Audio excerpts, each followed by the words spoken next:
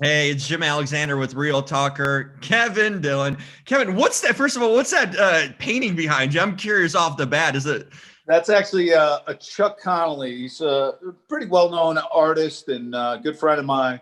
And it's a Viking ship. It's got the victory on there. I don't know if you can see that. Yeah, I it's see like it. a Johnny Drama victory target. That's so badass. I Isn't love that cool? it.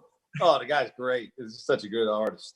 That's such a cool painting in general. And by the way, check out my podcast, Victory the Podcast, with Doug Ellen and Kevin Connolly about Entourage. Very good. Really good podcast. I've heard about it from your buddy Jeremy Piven that I just spoke to recently. So there you go. go. Nice. He's supposed to come on. He just said he wants to come on the podcast.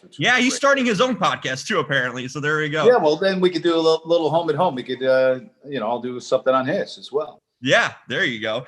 I got to ask you, what was the recruiting pitch by Josh Duhamel to get you on this movie? I mean, hell of a basically a camp for adults. Have at it, free for all. Yeah, well, I'll tell you what, the pitch started really great because he sent me the script and I read it and I went, wow, this script is awesome. It's hilarious.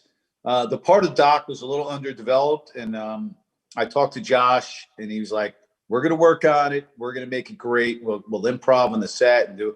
So we kind of developed it as we went along, and I think it worked out pretty good. Mm-hmm. And I just had a great time with the cast that he had together. Was already great, and I just wanted to be part of it. Did you guys bond offset? It seemed like you guys were like real life buddies. I mean, because it worked so seamlessly. Did you guys hang out offset? Do anything? We did. We were all staying in the same hotel. We just bonded right away. We shot in Vancouver, and we were kind of out, not really in the city area. We were out there a little bit, so there wasn't a lot to do. So we would all hang out at the same place every night and have dinner and a drink or the beer at the bar or whatever. And it was great. I feel like we all bonded instantaneously. These guys. Well, are like, we were like brothers, like automatically. Really great guys and hilarious, all of them.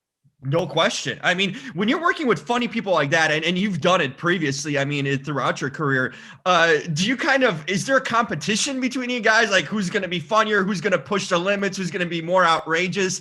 I'm curious, how does it work with so many like talented comedians and funny people?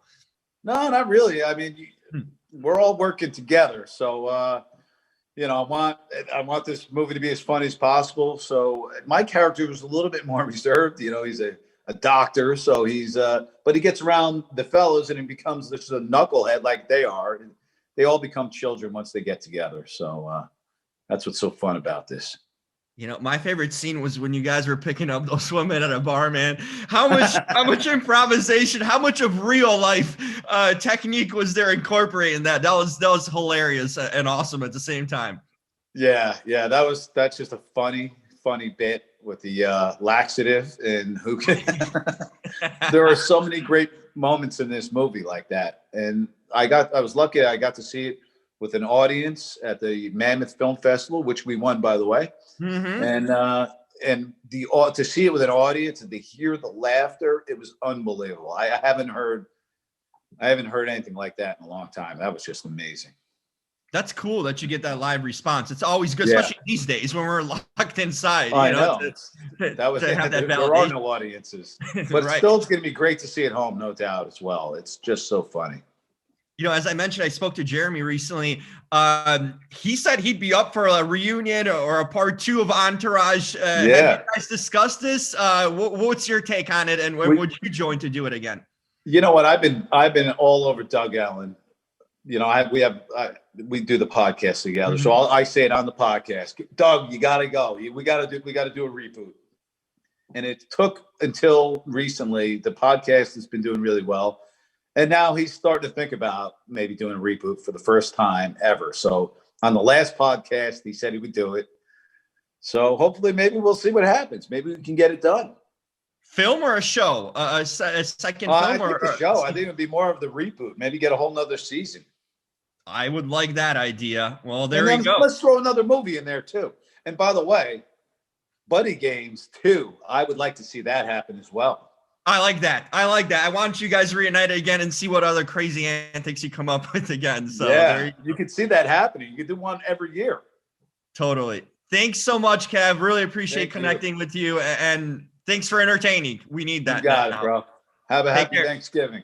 You too. Take care, my friend. Take it easy.